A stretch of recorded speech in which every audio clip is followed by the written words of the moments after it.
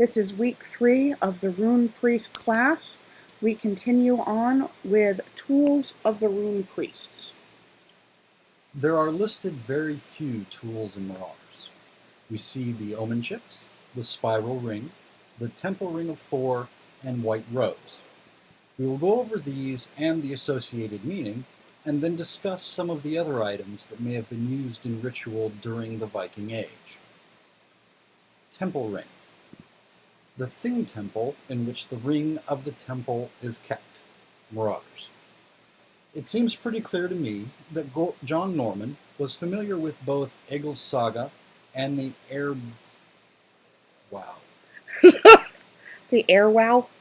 Eyrbyggja Saga. From this quote, we get perhaps a larger explanation of the temple ring. Quote, "It was a mighty building. There was a door in the side wall, nearer to one end of it. Inside this door stood the posts of the high seat, and in them were the nails that were called the divine nails. The inside was a place of great sanctuary, and right inside at the far end there was a chamber of the same form as that of a church chancel nowadays. And there in the middle of the floor stood a stand like an altar, and on this lay an arm ring without any join, weighing 20 ounces, on which men had to swear all oaths. The chieftain had to have that ring on his arm at all public gatherings. On the stand there must also lie the bowl for the blood sacrifice, and in it the blood twig, like a holy water sprinkler, and with which to sprinkle from that bowl the blood, which was called halaut, and was the kind of blood shed when beasts were slaughtered to sacrifice to the gods. And all round that stand the gods were set out in that holy place." Eyrbyggja Saga. From this we might suppose that the spiral ring worn on the left arm of the rune priests is the same as the temple ring, and while it might have perhaps have been intended so historically, there is no example to suggest it is. Additionally, the temple ring is described as being without any join, which could mean that it does not meet in a full circle, or that it was forged as a solid ring, whereas the ring on the left arm of the rune priest is described as spiral. The oath ring is associated not only with the temple, but also with the oaths that are sworn upon it. A kenning used for a man who accepts a warrior's oath was called a ring giver, or giver of rings, as he would give an arm ring or set of arm rings to a man as acceptance of the oath sworn on the oath ring. One might suppose that the rings worn by the priests represented either their oaths to the god, or perhaps even their oath to Svein Bluetooth. Omen Chips. In Marauders, the priests have with them what are called Omen Chips. Quote, "Pieces of wood soaked in the blood of the sacrificial bosk, slain to open the thing. These chips are thrown like dice, sometimes several times, and are then read by the priests." End quote. It is commonly assumed that these Omen Chips are rune stones, like we see for sale on eBay or the marketplace. There is a great debate in the heathen community as to if runes were carved on these wooden chips which were used to perform divination.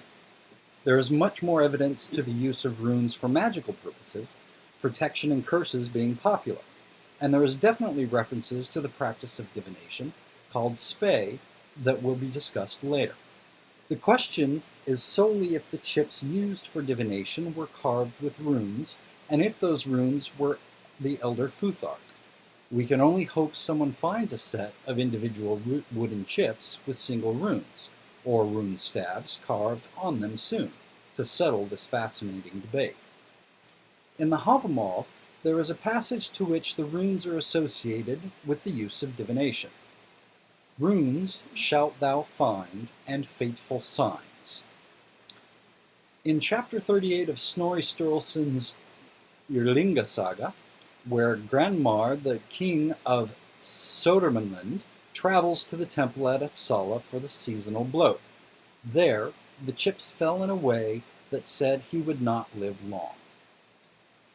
In the Vida Ansgari, written by Rimbark, a biography of Ansgar the Ansgari, the custom of casting lots is explained respectively as a blootsbane, sacrificial chip, and a hlutlein, lot twig, which would be marked possibly with sacrificial blood, shaken and thrown down like dice, and their positive or negative significance then decided.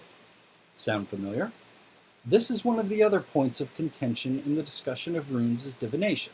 Were they chips or sticks? The fact that there is a name for both suggests both were used. I prefer, in real life, to use hlutlein rather than blootsbane. I am going to quote a few sections from Wikipedia on the topic.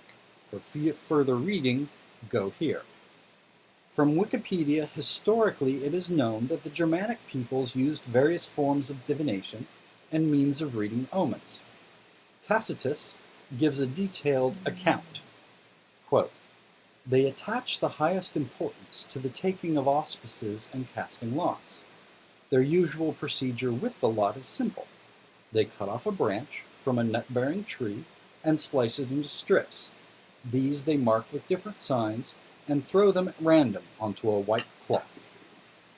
Then the state's priest, if it is an official consultation, or the father of the family in a private one, offers prayer to the gods and looking up towards heaven picks up 3 sticks, one at a time, and according to which sign they have previously been marked with, makes his interpretation.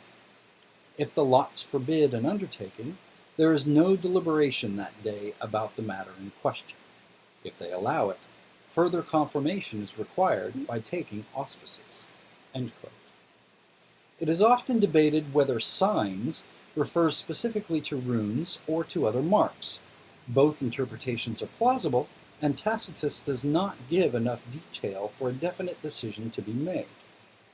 Modern runestones are derived from the Book of Runes, a handbook for the use of an ancient oracle written by Ralph Bloom in 1982, which included a set of ceramic runes. The sources for Bloom's divinatory interpretations, as he explained in the Book of Runes itself, drew heavily on then-current books describing the ancient I Ching divination systems of China. Later in this class, we will talk about where to learn the runes from and how to use them in roleplay. It is my practice in S.L. Torvalds land to use both the Omen Chips and lot sticks. The Omen Chips I use for a particular bloat or event, such as the Thing, and the lot sticks for everyday divination. Unfortunately, there are no lot sticks available in the marketplace. On Marketplace, if you are reading along with us on the website, there are 2 links that I have provided to you for finding a Druid rune pouch, which actually uses the Elder Futhark and not Ogham script, and the Rune Caster. We'll continue on now to dress. Dress. There are limited comments about what rune priests wore. White robes and a spiral ring of gold on their left arm. Quote, "We saw thralls, too, in the crowd, and rune priests, with long hair and white robes, a spiral ring of gold on their left arms." End quote. And in crowd, too, in their white robes, were rune priests. Again, if you're following along with us on the website, I have included links to Vigo, PEQE, PFC, and Trident for a selection of robes and belts. There is another one I have recently learned of that can be found at Fate Play, which has got an excellent set of wizard robes, which are really good, and I will be updating this page. So if you're looking for actual examples of what to wear, you're welcome to come onto the website and check out those links. We'll continue now on to tools used in the Viking Age. As a preface to this, apologies for my horrible pronunciation. Blottine or hlotine, twig or branch used to sprinkle consecrated liquid on altar and blot participants. Traditionally, we put it back under the tree or shrub it came from when we are done, along with a bit of the consecrated liquid as a small gesture to the plant for its sacrifice. An English cognate is tine, as in the tines of a fork. Bowl, aka bolai or hlautbolai. Bowl for holding consecrated liquid used in sprinkling. In the lore, the blood of the sacrifice would be caught in the hlautbolai. It acted as a vessel to carry the energy of the sacrifice to the 9 realms, or where it was directed. Hammer, a representation of Mjolnir, used to bless a woman with fertility. Horndrek, or horn. Drinking horn, used to hold liquid for consecrating with a god's or goddess's might and essence during a bloat. Some is poured into the bolai for a libation and for sprinkling. The rest is drunk by bloat participants. Drinking horns are clean, hollow cattle or sheep horns with some sort of lining and stand. Moot horn. A cow's horn made into a blowing horn by carving the pointy end and putting a hole in it. A moot is a word for a heathen gathering. So is an all thing, with more legal overtones. You can make the cow's other horn into a drekka horn. At this point in the recording, if you're following along and need to prove that you have been listening to the class, please write down the word bosk. Thank you very much. Duties of a Rune Priest. They kept the calendar, which begins on the spring equinox. They have rare High Council meetings, attended by the High Rune Priests of each district. The Rune Priests stood with the other High Men and Jarls on the assembly field of law. The Rune Priests were responsible for helping the people of Torvald's land keep their oaths, which were sworn on the temple ring. Rune Priests repainted the rune stones. There may be 2 types of rune stones discussed, religious and otherwise. Rune Priests acted as referees at formal duels. Roleplay advice. To learn to sell your role as a Rune Priest, you must know a reasonable amount of the lingo. Obviously, we have very little lingo from Marauders, and as such are forced to look to Old Norse for the use of terms, and to the Eddas for the various kennings used. Here you will find a link on the glossary of terms for Rune Priests. It's not completed yet. We will continue to add ones as we go along. It is important to learn the language of the time, the manner of speaking when creating ritual, or delivering prophecy. In the suggested reading list, you will find the manner of and word combinations to add to your roleplay. If you're following along with this web page, you will see a link to Old Norse poems and a wonderful modern site called Odin's Gift. Secondly, you have to do the job. Putting on a nice white robe and walking around with a fancy staff claiming you are a Rune Priest is not enough. Well, I hope it's not enough for our community. I certainly wouldn't accept it either as an apprentice, nor as a sim owner. This means you must perform companionships, be available for rune castings, organize and lead festivals, be available for the Thing Fair, and referee duels. When performing ritual, there are some things that you must also learn. Only in practice will you see the value of these suggestions I give to you. Number 1, pacing. It is important to learn how fast to post. You should have everything written up beforehand, of course, and in paragraphs, not single lines. However, 1 to 3 minutes is a generally good guide for waiting.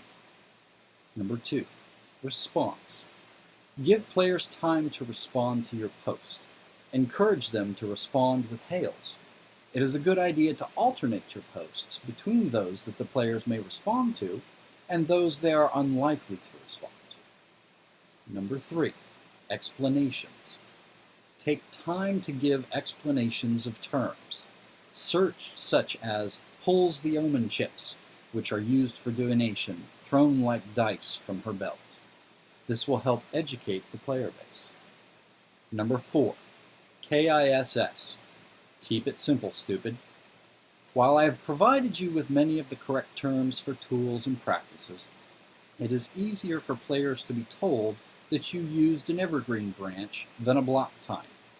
Do not overwhelm them with words or terms they have to look up. Number 5, accent. Never do your ritual with an accent. Accents are fine for flavor in roleplay, but when performing for a crowd, it's a bad idea to use accents at all. Number 6, team up. Learning to team up with other priests can make a simple ritual seem more impressive. This may take some practice, but you can take a solo ritual and include other priests by giving them the posts and IM ahead of time, and let them echo you. Number 7, communicate. Do not assume that those who are participating are going to be ready and on page.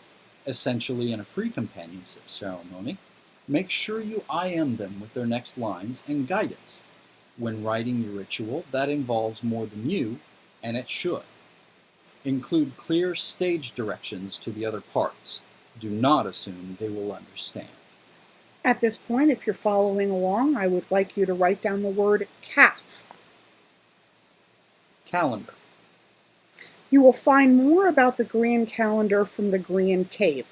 I prefer this link because it is based on the standard that the vernal equinox in spring is not changing until 2044, and this is the best place to utilize and find what the actual date is to the Grian calendar, and I encourage people to use this one. As painful as it might sound, you need to learn the Grian calendar. We are too often asked of the date and how to calculate the date. In the year 2015, it is rune year 1049 in Torvalds Land. You can check the calculation at the Grian Cave if you wish. There are 5 days in a week, 5 weeks in a month. Weeks are called 1st, 2nd, 3rd, 4th, and 5th. They are not called a hand. Each month is followed by a 5-day period called the passing hand. At the end of the year, before the spring equinox, there is a 5-day period called the waiting hand that follows the last passing hand. Law speaker. Quote, a law speaker. The Swedish version is lagman. In Old Swedish, it's lagmar or lagman. Danish, lagmand. Norwegian, lagman. Icelandic, logsogman. Farsi, lagmandar, and Finnish, leimani. I have completely butchered those pronunciations, and I'm sure somebody's going to mock me, but the point to this is the law speaker is found in Sweden, Old Swedish, Danish, Norwegian, Icelandic, Farsi, and Finnish. It is a unique Scandinavian legal office. It has its basis in common Germanic oral tradition where wise men were asked to recite the law, but it was only in Scandinavia that the function evolved into an office. 2 of the most famous law speakers were Snorri Sturluson and Thorny the law speaker, from Wikipedia. We know from Marauders that Torvalds Land did have law, and that one might become an outlaw. We know that at the Thing Fair there were assemblies of law. Quote, it is not unusual for men to bring such slaves with them, though they are not permitted near the law courts or the assemblies of deliberation. End quote. Marauders. We know that there were lawmen in the pay of the Jarl. Quote, special talmets sometimes distinguish officers and Jarls, or a district's lawman in the pay of the Jarl. End quote. Marauders. We know that the Jarl's men of the law and the Rune Priests stood with the High Jarl on the dais.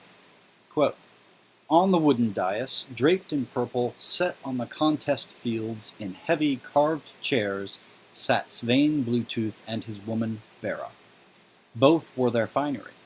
About them, some on the dais, and some below it, stood his high officers, and his men of law, his counselors, his captains, and the chief men from his scattered farms and holdings. 2, much in evidence, were more than 400 of his men-at-arms. In the crowd, too, in their white robes, were rune priests. End quote. Marauders.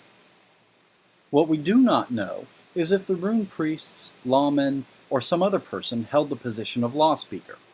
It has become traditional in SL by the book Torvalds Land for it to be the role of the rune priest.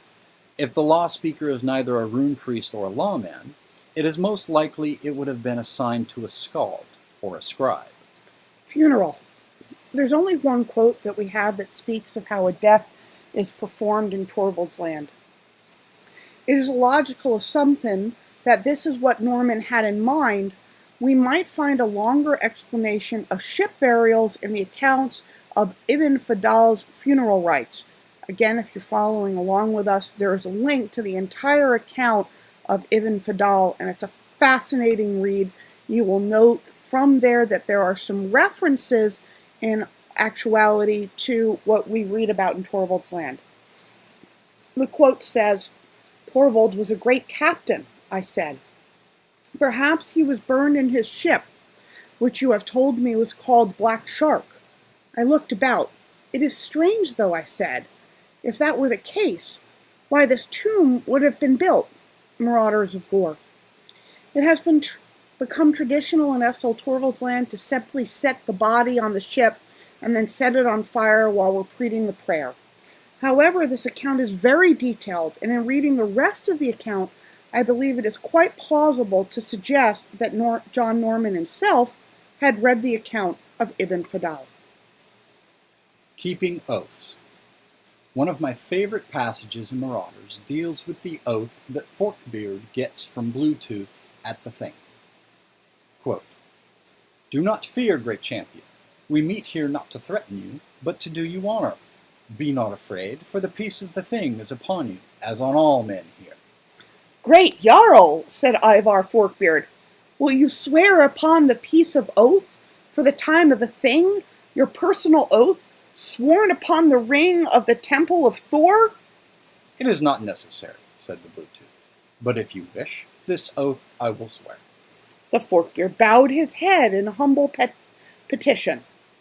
The great ring of the Temple of Thor, stained in the blood of the sacrificial axe, was brought. It was held in the hands of the high rune priest of the Thing. Svein Bluetooth grasped it in both hands. "I swear upon you the peace of the Thing," said he, "and I make this oath of peace for the time of the Thing, mine own as well." I breathed more easily. I saw the Forkbeard's men about me visibly relax. Only the Forkbeard did not seem satisfied. "Swear, too," he suggested, "by the side of the ship, by the shield's rim, by the sword's edge." Svein Bluetooth looked at him, puzzled. "I so swear," he said. "And two," begged the Forkbeard, "by the fires of your hearth, by the timbers of the hall, and the pillars of your high seat?" "Come now," said Svein Bluetooth. "My Jarl," begged the Forkbeard. "Very well," said the Bluetooth. "I swear by the ship's side, the shield's rim, the sword's edge, the fires of my hearth, the timbers of my hall, and the pillars of the high seat in my house." He then made ready to brush back the hood, but the Forkbeard drew back once more. "Will you swear, too," he asked, "by the grains of your field, the boundary stones of your holdings, the locks on your chests, and the salt on your table?" "Yes, yes," said Svein Bluetooth irritatedly. "I so swear." The Forkbeard seemed lost in thought. I assumed he was trying to think of ways to strengthen the Bluetooth's oath. It seemed to me a mighty oath already. I thought it quite sufficient. "And two, I swear," said Svein Bluetooth, "by the bronze of my ladles and the bottoms of my butter pans." "That will not be necessary," said the Forkbeard generously. "What is your name, champion?" asked Svein Bluetooth. Forkbeard threw back his beard. "My name is Ivar Forkbeard," he said. Marauders of Gore. Later on, of course, after Forkbeard had obviously pushed Bluetooth beyond the pale of all reason, Bluetooth is ready to break his oath. At one point, his own men physically restrain him, and the rune priests shout in horror. You can read more about oaths here in honors of Torvald's land. Your oath! Your oath! Cried the horrified, startled rune priests. Marauders of Gore. We have a page also at www.portofironhall.com, Making Oath. Companionship. Rune priests may be asked to perform companionship for others. There is very little information on the free companionship in Torvald's land. I have included a suggested outline of the process that players should follow, an article on a suggested Viking-style ritual, and a script for the same ritual. On www.portofironhall.com, did I add one too many W's? Might have. www.portofironhall.com. There's 3 links here: the free companion process, the free companion ritual and article, and the free companion ritual a script. Please understand that if you're following along with us, there is no reason to have to do anything more other than the Southern Gregorian tradition of sharing the cup of companionship, with or without contract and with or without ritual. However, as a rune priest, you're going to be asked for something fancier. For whatever reason, those playing in Torvald's land like a little bit more. You can take a hard line and go, I'm not doing that. But understand, they're going to ask another rune priest to do it. So you should be familiar if you're willing to service your community. Continuing on now on referee. During the duel with Hrolf and Tarl, a rune priest clearly acts as referee. Quote, "Who is your shield bearer?" asked one of the 2 white-robed referees. End quote. The referee might determine when the duel is terminated. Quote, "When the first blood touches the cloak, the match may, at the agreement of the combatants, or in the discretion of one of the 2 referees, be terminated." End quote. Rune priests had the ability to approve a champion. Quote, "The chief referee looked at me. His office was indicated by a golden ring on his arm. To his credit, he had, obviously, not much approved of the former match. 'Approve me,' I told him. He grinned. 'I approve you,' said he, 'as the champion of Hrolf of Inlet of Green Cliffs.' Then he said to me, 'As you are the champion of the challenged, it is your right to strike the first blow.'" End quote. I have some other links here, again, if you're following along. Challenges at www.portofironhall.com. Duels in Norse society, and a great article by the Viking Answer Lady on the Holmgang, the duel used in Viking society. You may be asked to referee a duel, either at the Thing Fair or at some other time. It's important that you know the by-the-book rules for such a duel. It would also help to know the Viking history of the duels and why it changed from informal to formal. These links should explain this to you. I've included a few relevant points on this page. Festivals of Northern Gore. We're going to take a quick pause here because this page itself is actually really, really crucial for everybody to take a look at. So please, if you would, open up this page as we continue on. I've done a lot of work on the festival calendar and trying to put together when the times might have happened and coming out of what I consider a Wiccan or Asatru festival tradition. So please do take a look at that. A copy of the festivals commonly used in SL Torvald's land. Note, the outline was put together by my mentor, and based on what I am doing for this class, I am beginning to suspect it might need some shifting around. It will be a topic for the Rune Priest Council to address. There are 6 festivals that are at least mentioned in Marauders. New Year, the spring equinox, Growing, Thing Fair, Harvest, Planting, and Odin's Feast. The New Year in Torvald's land is at the spring equinox. Quote, "The spring equinox, incidentally, is also used for the New Year by the Rune Priests of the North, who keep the calendars of Torvald's land. They number years from the time of Thor's gift of the stream of Torvald to Torvald, legendary hero and founder of the Northern Fatherlands. In the calendars of the Rune Priests, the year was 1006. End quote. The feast season of Odin is in the fall. Quote, many of the columns carved, with painted surfaces on the walls, reminded me of rune stones. These stones, incidentally, are normally quite colorful, and can often be seen at great distances. Each year their paint is freshened, commonly on the vigil of the vernal equinox, which, in the north, as commonly in the south, marks the new year. Religious runestones are repainted by rune priests on the vigil of the fest season of Odin, which on Gore takes place in the fall. If the stones were not tended either by farmers, on those lands they lie, or by the villagers in whose locales they lie, or by rune priests, in a few years the paint would be gone, leaving only the plain stone. The most famous runestone in the north is that on Einar's Skerry, which marks the Northland's southern border.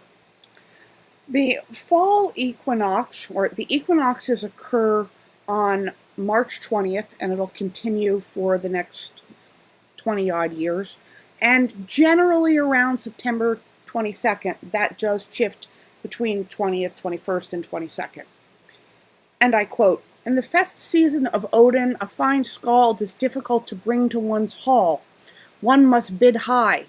Sometimes they are kidnapped, and after the season's singing, given much gold and freed. Planting and growing seasons. Quote, the northern Satarna, in its rows, yellow and sprouting, was about 10 inches high. The growing season at this latitude, mitigated by the Torvald stream, was about 120 days. This crop had actually been sown the preceding fall, a month following the harvest festival. It is sown early enough, however, that before the deep frosts temporarily stop growth, a good root system can develop. Then, in the warmth of the spring, in the softening soil, the plants, hardy and rugged, again assert themselves. The yield of the fall-sown Satarna is, statistically, larger than that of the spring-sown varieties. I based a lot of my details off the winter wheat, which is the primary crop of Denmark and planted between September and November. There's a link here for you to look at. We know the period of time from planting to harvest is 11 months. We do not know if there's a planting festival in Torvald's land, but there is one in southern Gore in the spring. Here is a quote. Tarl arrived at Ivar's landfall in summer. There were only a few bosk visible. They were milk bosk. The sheds I saw would accommodate many more animals. I surmised, as is common in Torvald's land, most of the cattle had been driven higher into the mountains to graze wild during the summer, to be fetched back to the shed only in the fall with the coming of winter. Marauders. Harvest Festival.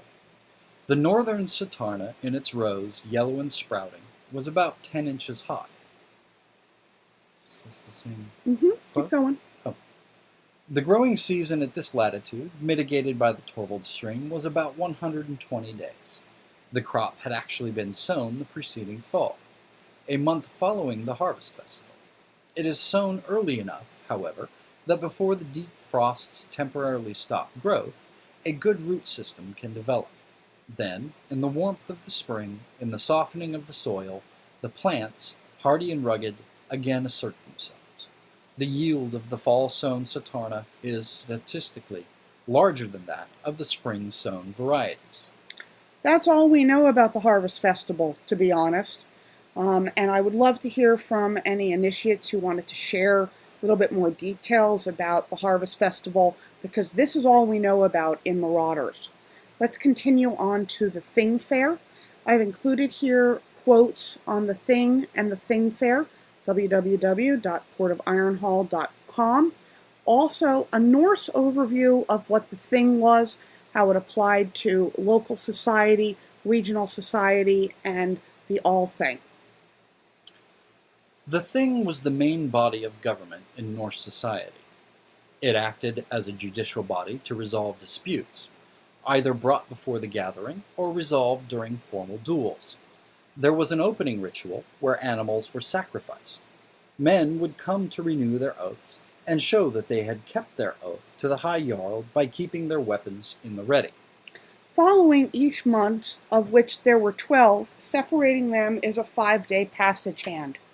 The 12th passage hand is followed by the waiting hand, a 5-day period prior to the vernal equinox, which marks the Gorean New Year. It was currently in the late winter of year 3 of the sovereignty of the Council of Captains in Port Car, the year 10122 CA, consta R, from the founding of R I had, 2 months ago, returned from Torvald's land, where I had attended to certain matters of the sword. Tribesmen of Gore. If you're listening along with that, I would like you to add to this steer to prove that you've listened to this class. Random bits of information. The first day of summer in Iceland is celebrated on the first Thursday after April 18th, and in the Viking era only winter, spring, and summer were acknowledged. They did not have any fall.